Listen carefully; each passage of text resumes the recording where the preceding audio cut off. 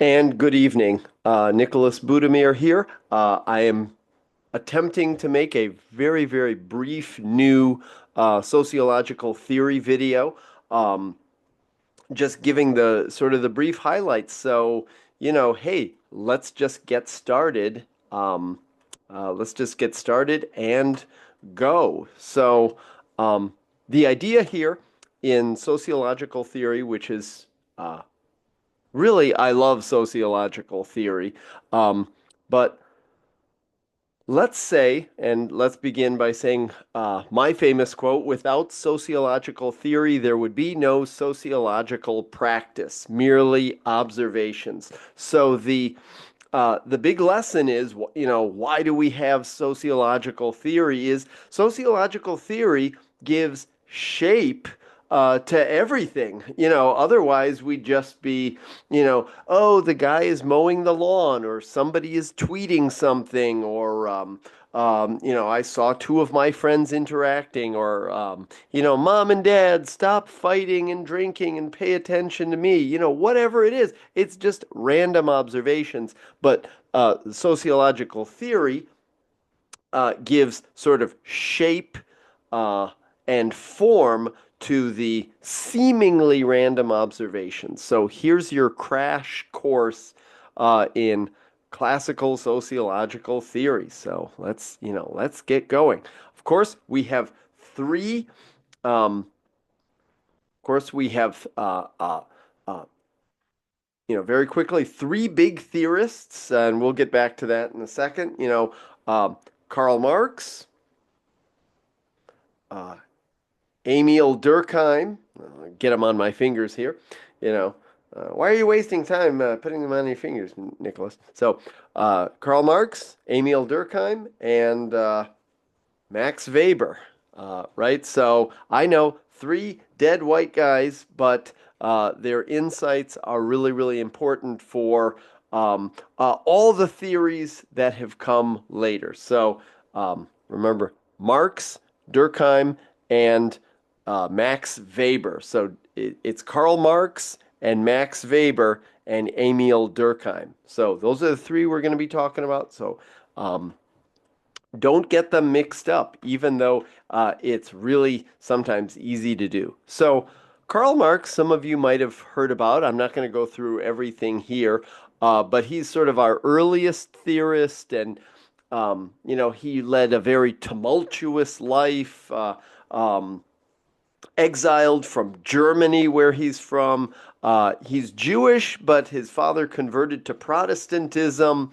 But sort of a partly Jewish, partly completely secular identity. Was part of who Marx was all of his life. He wrote volumes of work. I mean, it's unbelievable. He's filled 50 volumes of work. Many of them are here in the sort of the published um, uh, smaller book form.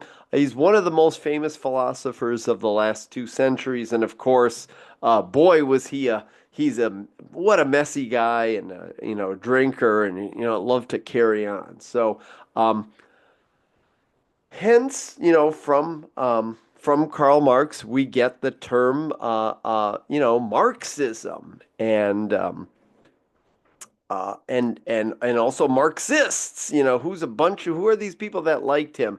W.E.B. Du Bois, African American sociologist, one of our founding fathers of sociology in the United States. Du Boisian sociology is a big thing. Frida Kahlo, we have Frida Kahlo right here. I have tons of puppets. When you take my class live, always got tons of puppets. Frida Kahlo, a Mexican um, painter, married to Diego Rivera. Kwame Nkrumah, the first independent president of Ghana. Angela Davis, another American, um, activist from the 1960s, and since then, a professor. And of course, my favorite, Paul Robeson. Nobody knows about Paul Robeson, but he was um, uh, uh, first a great football player, then basically the Denzel Washington of his time, and a great singer. Probably more of a great singer than a movie star, but certainly a movie star as well. And huge admirer of Karl Marx, so much so that he basically ruined his career advocating for black civil rights and for Marxism way before it was popular. So just think about that. So as you guys read part of the readings of the Communist Manifesto, you might see that Marx talks a lot about history. So Marx's ideas are really based around a particular understanding of history. That's why I say the stages of history here, or a certain kind of anthropology, if you understand what we're saying here, that this anthropology grows out of what people are doing. So in tribal society of hunters and gatherers, there were not antagonistic classes because there was no sort of material base on which for antagonistic classes to grow. Everybody was either, gathering fruit, nuts, berries, honey, or taking, great pains to do this little bit of hunting or gathering of clams and oysters, various things like that. So it's a very simple society with communal ownership. But as societies develop and population grows, things change, and every time you see an arrow there's new property. Like the hunters and gatherers, tribal people, they don't have property. But then we get to agricultural society. Once we have agriculture, people are right. They're sitting on the land there and they're not moving around. So now somebody can say, this property is mine. So some of the earliest forms of property was not necessarily actually land, but people, right? People became property. So the early states, Mesopotamia, but especially Egypt, Rome, and ancient Greece, these were slave societies. So they did have these class antagonisms. This should make sense with Marx. So there were masters and slaves, and that was one of the first, right? People who owned other people and the people who were owned. So there was a fight between them. And, that lasted, human beings lasted in this agricultural society for, centuries. But, for Marx, then we get to feudalism, and in feudalism, uh, um, instead of masters and slaves, we have lords and serfs. So imagine kings and queens, and then the dirty peasants who weren't owned, but they still were tied to the land and sort of like, they weren't property and they didn't earn money really. They got to keep a portion of their proceeds. But that system, couldn't last because of new property forms, new classes, and new antagonisms. And then we get capitalism, in which there's this group called the bourgeoisie and the proletariat. And, the proletariat is not owned, nor are they tied to the land, but something holds them together. Rather, something holds them in bondage, and that's the wage. You're tied to that wage. So some people call proletarians wage slaves. And the bourgeoisie are the very, very rich people, back in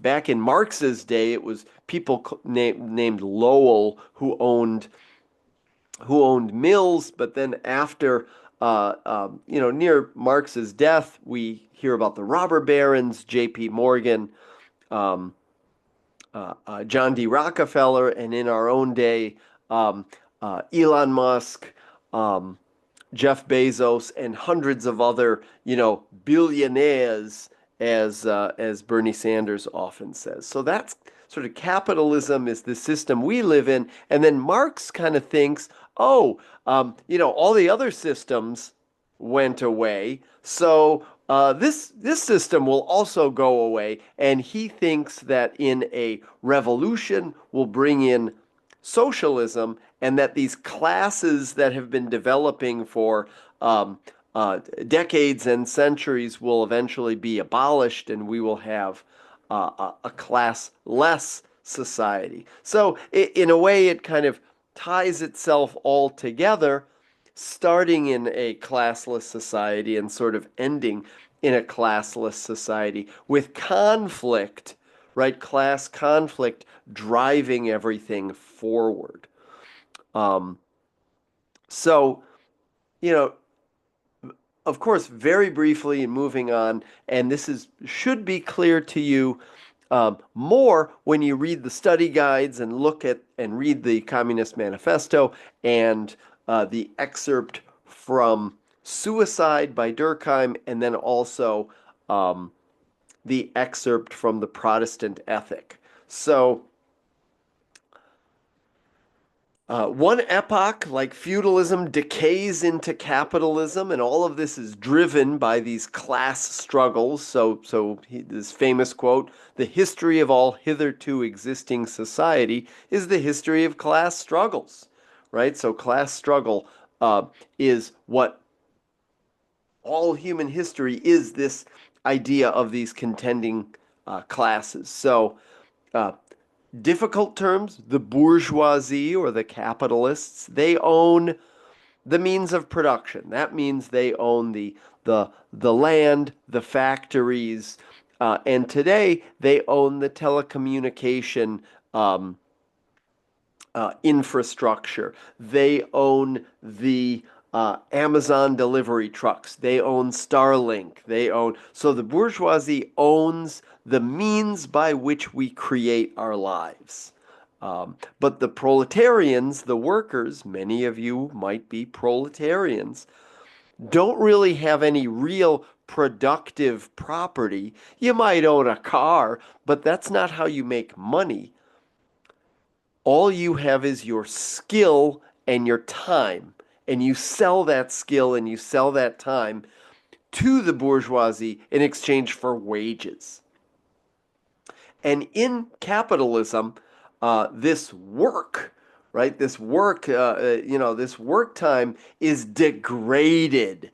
And if you look in there, there's this wonderful section, very compelling, where Marx talks about the degradation of work through the use of machines and division of labor. And he talks about the appendage to the machine. The workman becomes the appendage to the machine, where where all the skill and all the charm that work used to have for the workman is now just destroyed.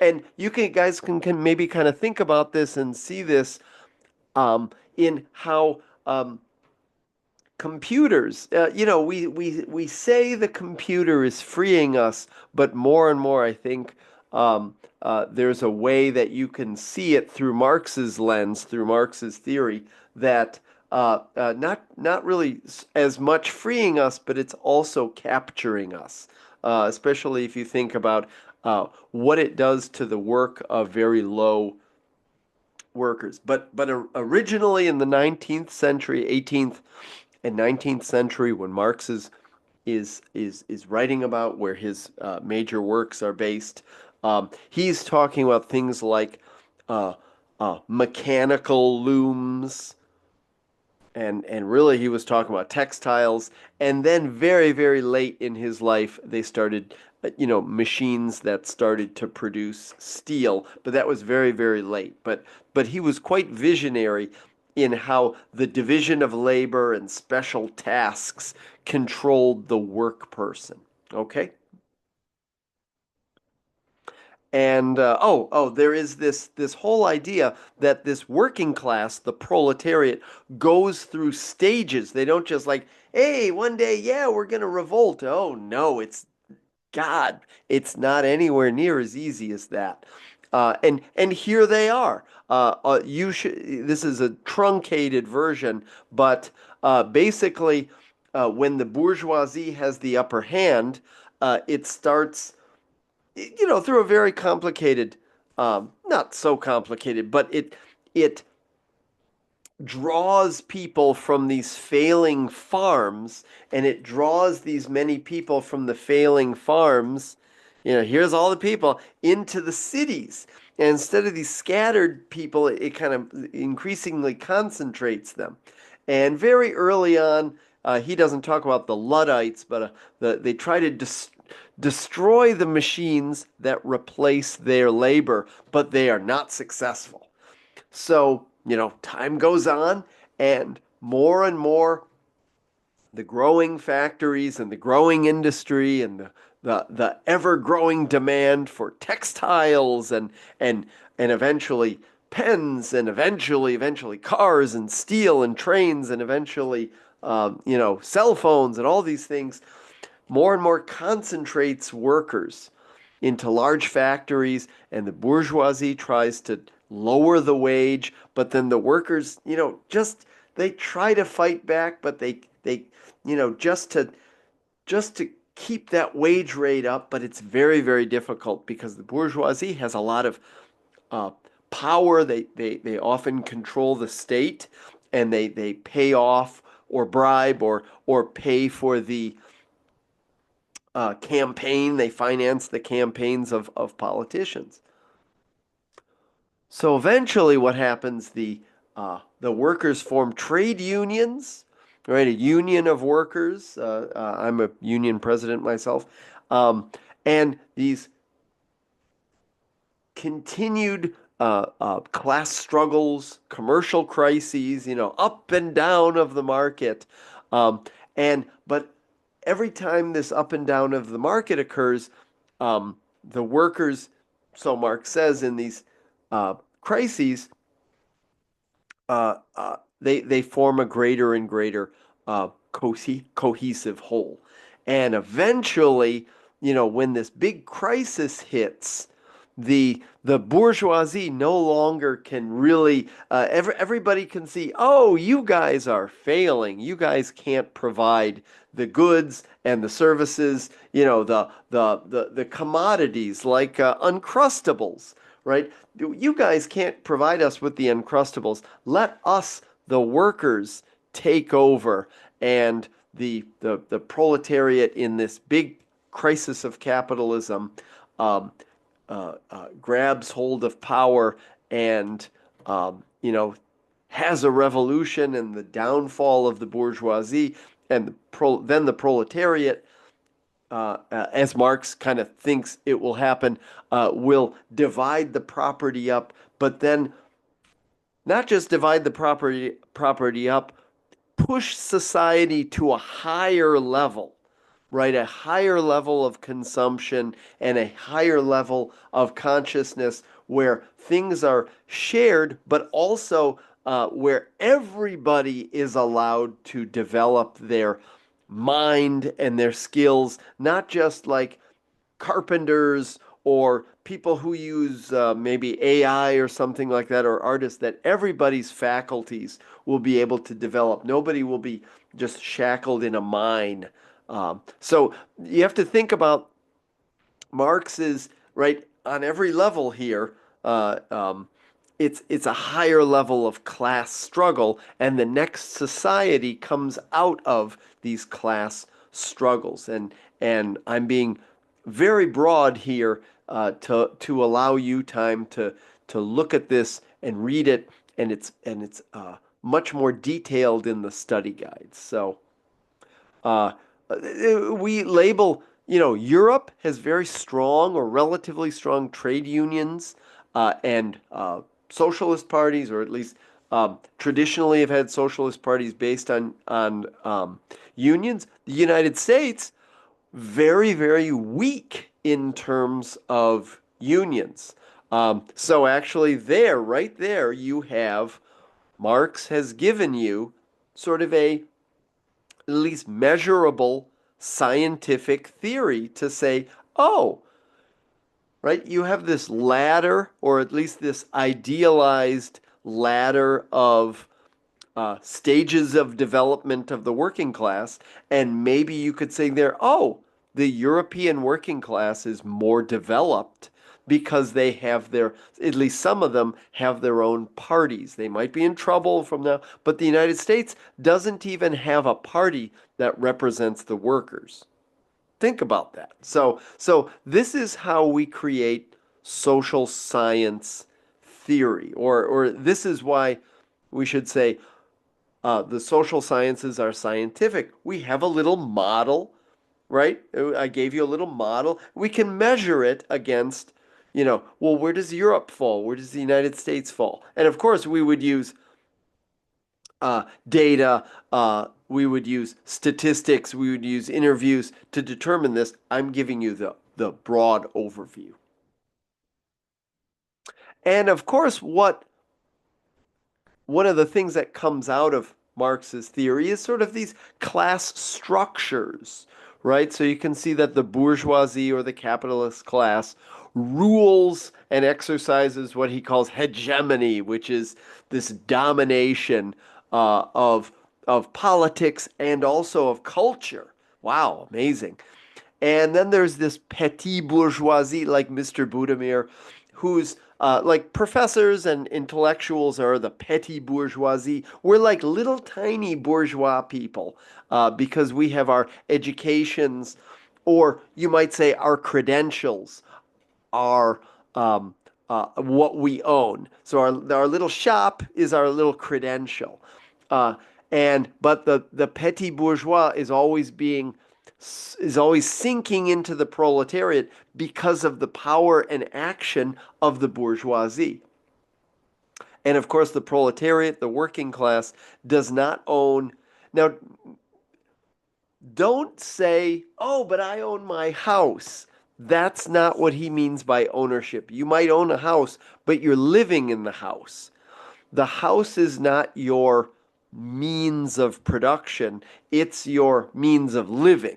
So when Marx says that the bourgeoisie owns the means of production and owns property, he always means productive property. Property or capital, we don't have to confuse it, but capital is property in motion, property that can, when it's combined with human labor, can create more value, right? So your house, it just allows you to live and sleep and go to the bathroom and things like that.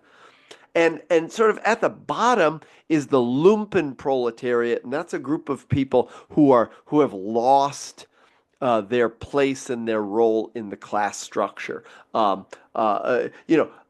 Classically it was sort of like criminals, but also rogues who had lost their fortunes, but now they were, they could be hired like a hired gun or something like that. So there's a class structure. Some people will tell you there's only two classes in Marx's view. No, there's more, but there are two dominant ones, and the dominant ones are the bourgeoisie and the proletariat, and the other classes, the petit bourgeois and the lumpen proletariat, are very important, but the main classes of capitalism are those two.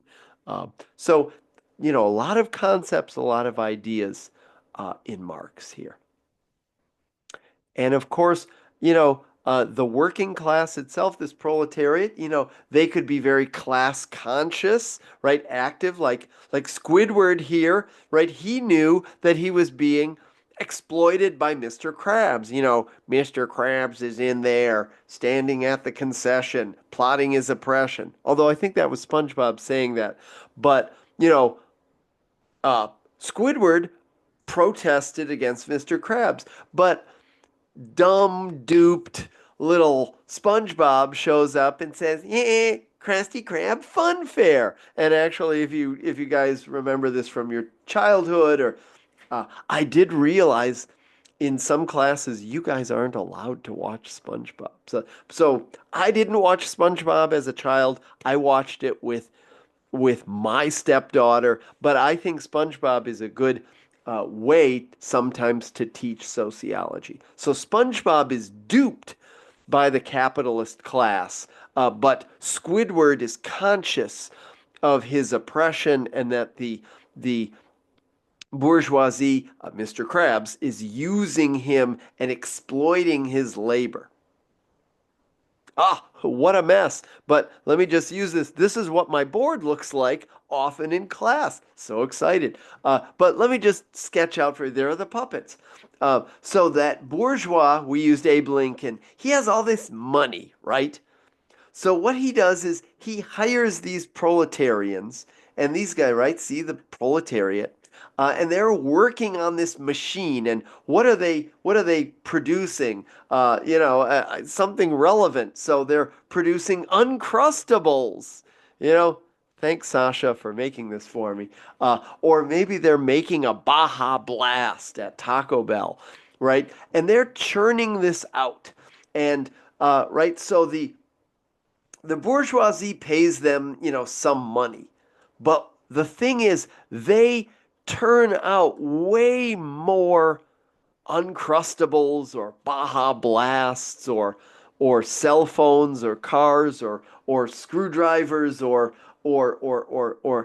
pens or anything, whatever it is, or watches or books, or they work more than what they're paid, right? That's if they work the equivalent of what they're paid, there's no way that the boss gets any extra money. So this is what Marx calls surplus value. And the surplus value, uh, it gets funneled up here and turns into more capital. But then the wage is spent over here by, well, your wife or your husband or your partner, right? So the wage goes to the family, and the family over here reproduces them by, buying, beer and hot dogs and, well, all of the food that your family needs. But who provides the beer and hot dogs and, or whatever, matcha green tea lattes that your family needs? It's the bourgeoisie, right? The capitalist provides all of this in exchange for your wages. So you go to work, you work, right? You go to work, you work, you're being paid this wage, but the wage is always less than the value that you pump out. So that's all you need to do. You could go back and think about this, but this is why we say workers are alienated and exploited. The capitalist over here makes more money off of you than he pays you. And because he pays you, he's able to control how you work, when you work, and if you work. Po- to me, powerful ideas to analyze society. So, number two, moving on, Emil Durkheim. So, Emil Durkheim, a very, very different thinker. Um, Feel free to take a break if you need to, but very different thinker. Um, French thinker, also Jewish, like Marx, but he remained within Judaism, didn't convert or become sort of a quasi whatever atheist like Marx.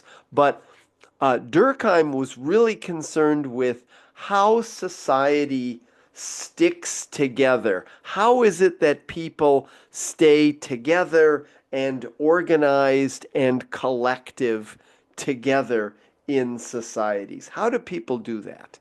Um, and one idea that Durkheim had was he thought that uh, there was such thing as mechanical solidarity. And mechanical solidarity was a way of being together in the world where everybody did the same thing, and they did the same thing, and there was a very simple division of labor, and there was not a lot of individualization or individuation of the person, and the community was very, very tight knit. So sort of like the Hadza, a tribal group in Tanzania, or the Iroquois in North America.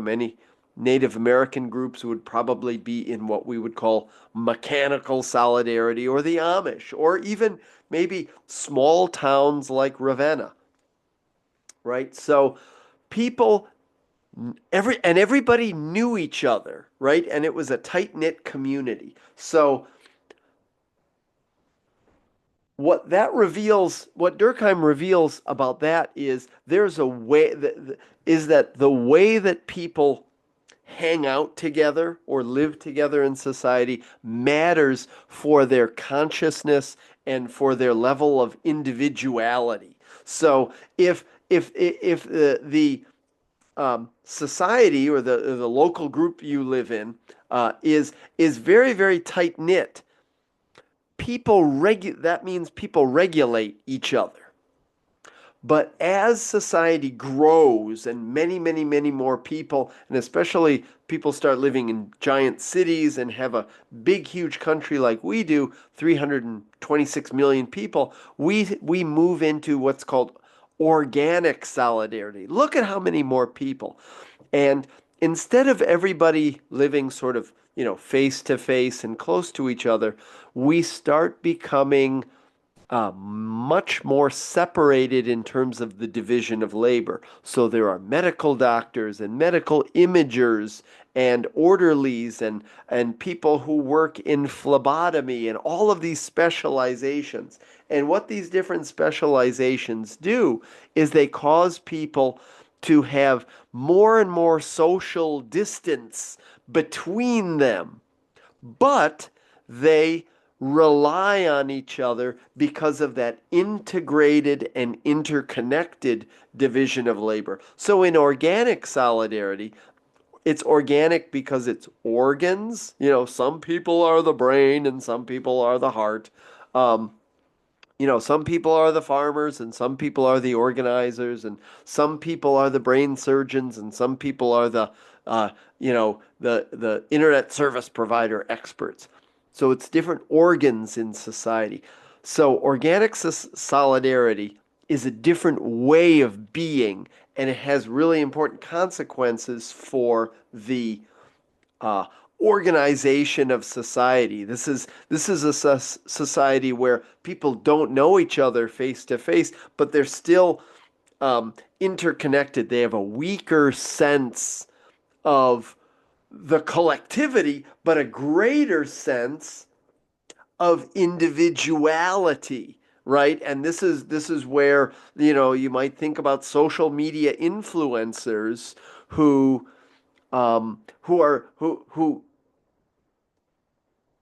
Budimir us to think here for a second. These social media influencers who are telling you different ways to be a unique individual, right? So all these niches are created in organic solidarity. So something really different that Durkheim is talking about here, how societies are put together has a real consequence for the individuals who live in it. Now, this is a very sensitive subject here. This is Emil Durkheim on suicide, and so he didn't think suicide was so much of an individual problem. It is individual, but he hoped to show that the characteristics of the society that you lived in could raise or lower the chances of somebody committing suicide. So it was about the sort of I'll write it here just for a second, sort of the quality, the different quality or the different qualities, and even the different structures. Oh, well, there you go. The different structures of society. So,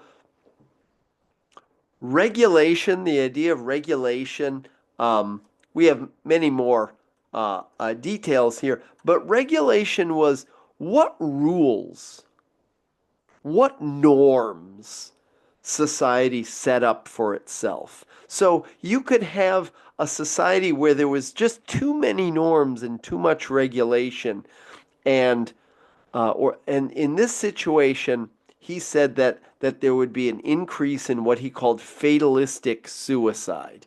So just, thinking about maybe the situation of a prison or the situation of slavery or the situation of I think prison and slavery are the uh, um, and just where the rules and the norms were just too much. But he doesn't spend a lot of time on this. We're really much more interested in what happens when the norms, there's the norms, sorry. What happens when the norms break down, right? That's not very nice looking, but that's okay, right? And he said that there was this thing called anomic suicide, or the term anomie. And anomie is a French term, anomie, which means normlessness. So what happens when the norms just break down? Or let's imagine a situation where economic change happens very rapidly and people have to move. Um, where people move, or all the steel mills, or all the textile mills, within a 20-year period shut down. What am I supposed to do? What's expected of me? Where am I going to go? So the norms have rapidly changed. That would be a sort of a crisis period where people don't know what's expected of them.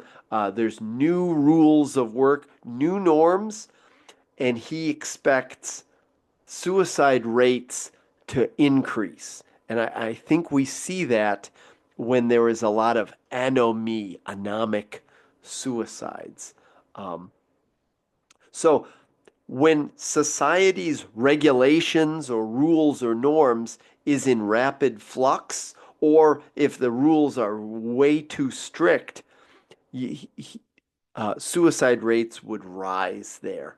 Um, on the other axis, if you kind of think about this, integration, integration is really about social ties, right? How many people you know, or how sort of well networked you are into your society. So, on the one level, if you're highly tied into, extremely well integrated into your society, where you say something like, it is more important for my society to survive than for me to survive, or it is through my passing, through my death, through my suicide,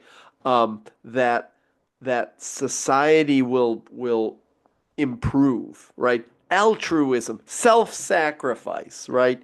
So altruistic suicide, you might think of kamikaze pilots, um, or suicide bombers, or I have a great clip that I often show from the movie Top Secret.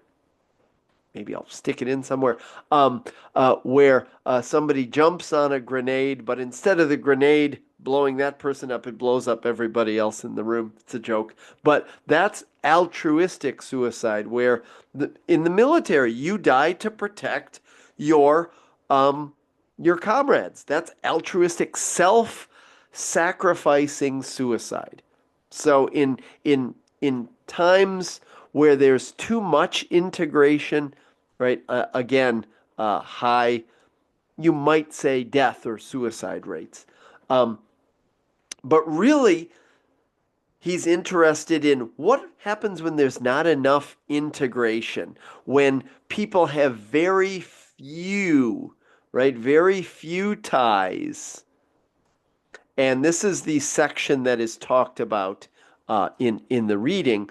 I'm giving you sort of all of them, but and the reading talks about how religions can actually moderate how many ties you have. So very simply, very simple comparison is I have the now departed, rest his soul, Pope Francis, just to show Catholics. Within Catholicism, you have excuse me, sorry, didn't want to show you that yet. Within Catholicism, you have a tight-knit hierarchical community, right, where everybody has a tie. You're right, people have more ties to each other. You go to communion, but also you go to confession and things like that. This was what Durkheim talked about. But in Protestantism, everybody was kind of alone, right? So in American evangelicalism or something like that, people are much more alone and sort of left to their own devices. We're not saying everybody is alone, but just there's fewer ties in Protestantism, right? Because it's kind of more like you and the Bible working your salvation out. But in the Catholic Church, it's the whole church hierarchy. So what Durkheim found was there were higher suicide rates um, among Protestants than among Catholics. So that would be an example of this egoistic suicide. So there's the main kind of quadrant that he's thinking about is here. So when the norms or when the rules change too fast, and when we have too few ties.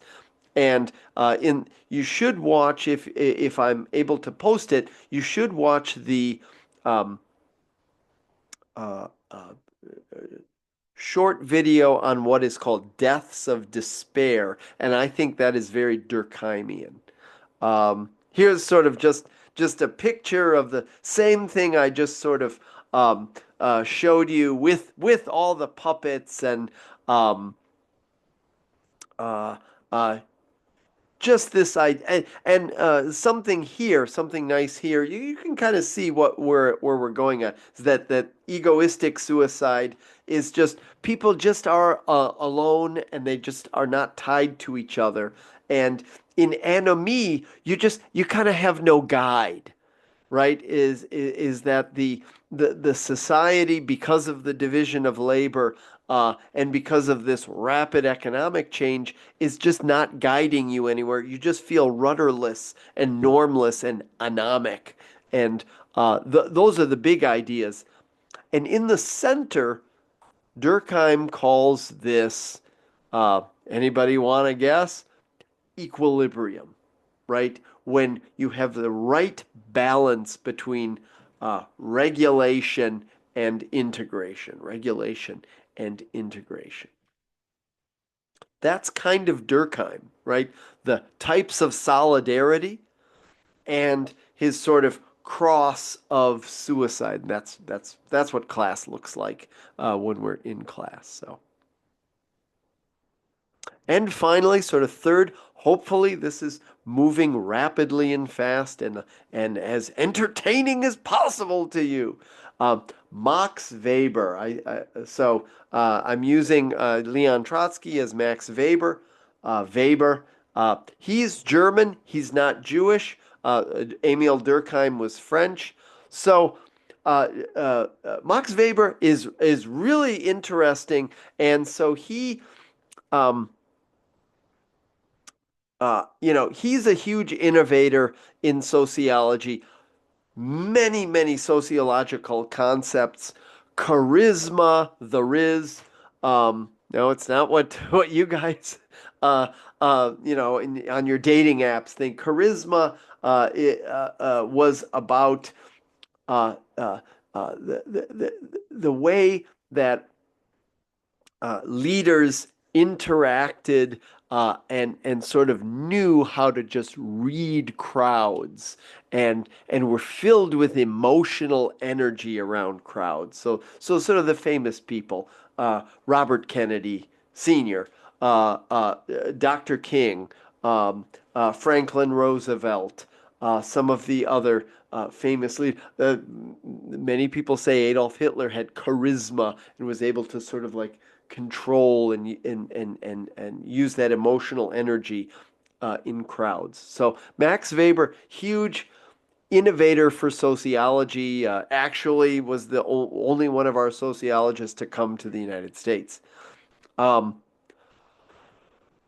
our section is about the Protestant ethic and the spirit of capitalism. And basically, when Protestantism, the Protestants broke off from Catholicism, well,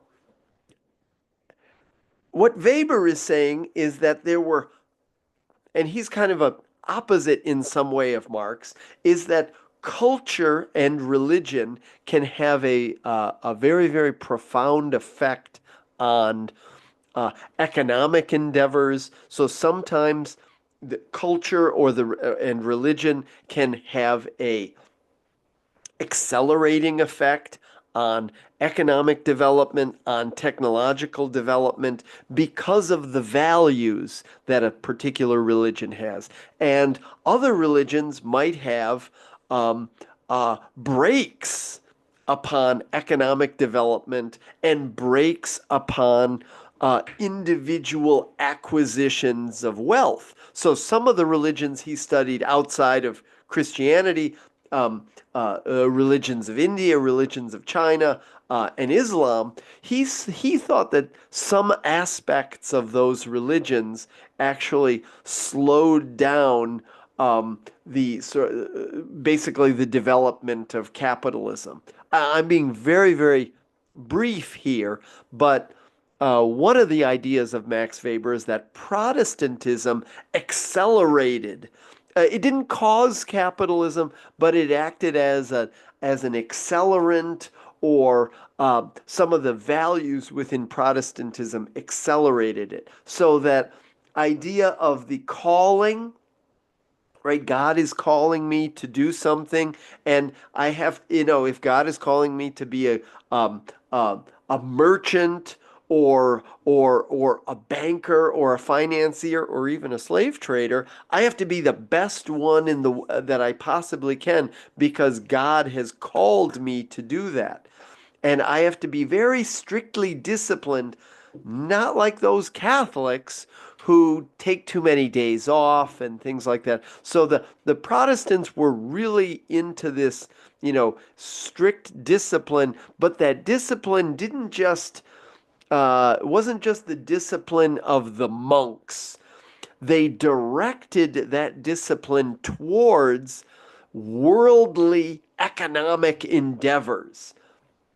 And to me, it's very interesting. So, be, and it's very relevant for the United States, a country and a society where religion and capitalism, or religion and other economic theories and economic ways of being. You think about one of our 19th century ways of being, slavery, was actually tied in with religion. So we always have a religion that sort of either justifies what we're doing economically, right? The North and the South were fighting, and the North and the South had two different forms of religion. One that said the Bible condemned slavery in the North, and in the South, sorry, and in the South, the religion said that the Bible condoned slavery. Wow. Um, but Max Weber's theory is that the Protestant had these daily practices, and that created a feeling of isolation, but also individualization. And so the Protestant really needed to prove that he was saved. And how did he prove that he was saved? One of the ways was that he worked in a calling extremely diligently and saved his money, didn't spend it, and reinvested the surplus. And that showed, oh, wow, look at the great wealth that I, as a merchant, have accumulated. And it's not me who has accumulated this. These are gifts from God. These are the blessings of God. So read carefully, especially near the end of the Protestant ethic. The last page or two is truly beautiful.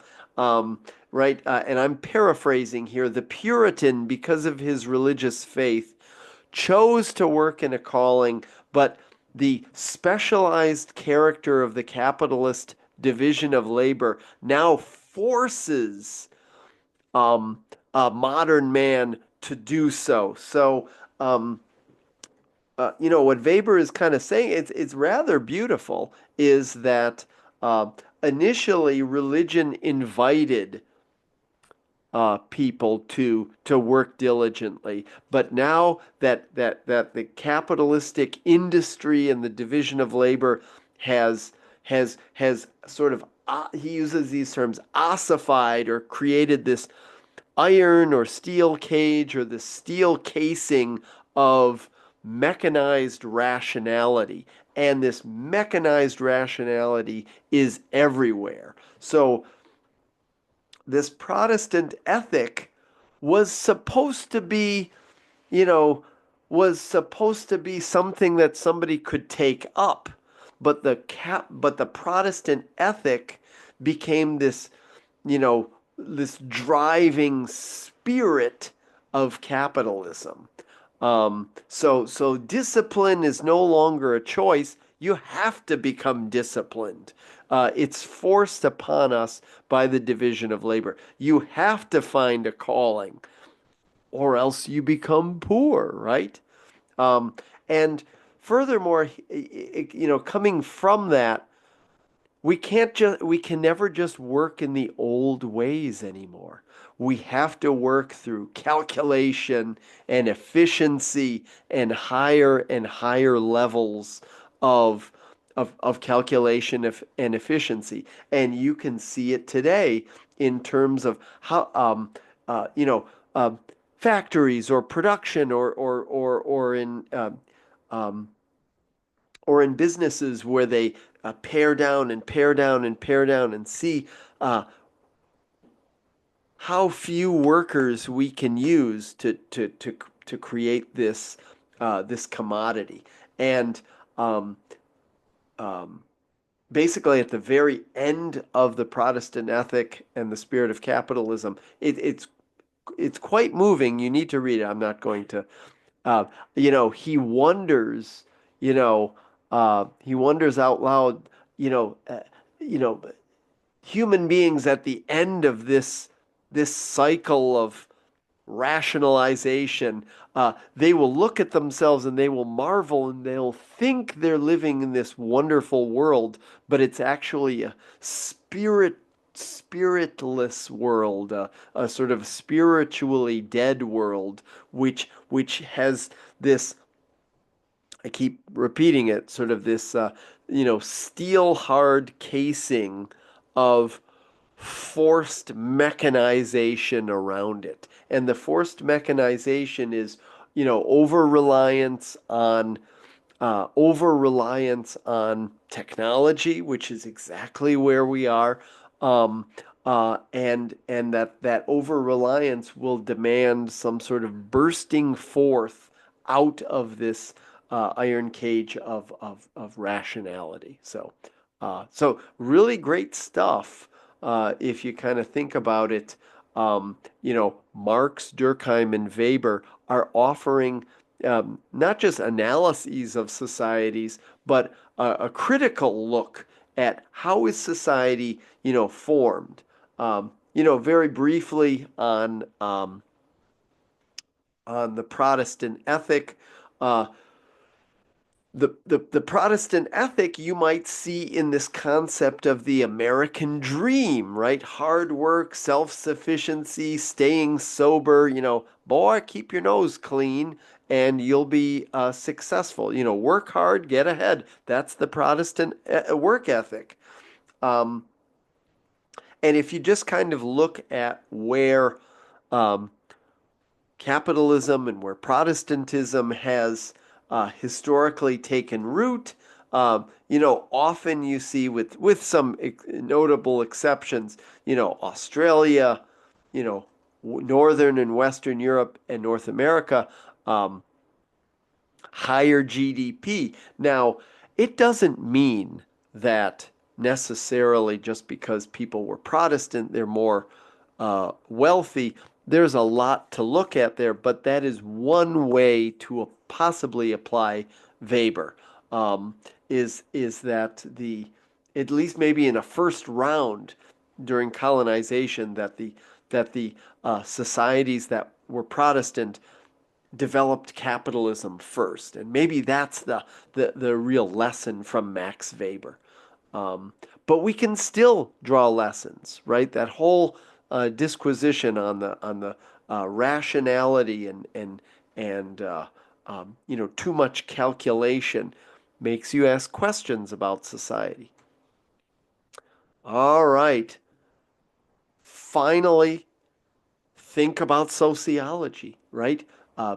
Bringing the insights of Karl Marx about, alienation and exploitation in, bringing the insights um, of Emil Durkheim about uh, regulation, integration, anomie, um, and egotism, right? The organic solidarity, mechanical solidarity, and the different forms of suicide, makes you ask questions about how society is organized. And finally, Max Weber, who we just talked about, um, you know, uh, uh, forces you to ask critical questions about our culture, our religion, and what forces are acting on the individual today. So think sociologically, ask questions